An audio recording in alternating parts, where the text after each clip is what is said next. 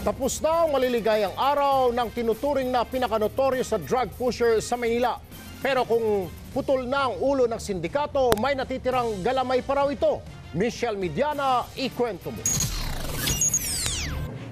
Nakabulagta at patay sa loob mismo ng kanyang bahay sa Isla Puting Bato ang itinuturing na most wanted drug pusher sa Metro Manila, si Abdul Basit Malakaw. Naging kilabot si Malakaw dahil sa lawak na operasyon nito sa Maynila.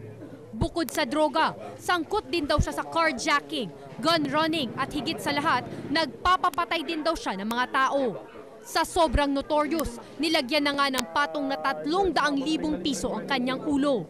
Sobrang lawak ng operation nitong tao na to ay umabot dun sa area namin sa Station 9. Karoon ng pagka-question sa mga tao rito. Etong Abdul Basit, kala niya wala na yung mga pulis, biglang lumutang, nakipagputukan na kagad sa pulis. Sa sinasabing shootout, 2 tamang inabot ni Malakaw, isa sa hita at isa sa dibdib na tumapo sa kanya. Hinahunting naman ang iba pa niyang kasamahan. Michelle Mediana, News 5.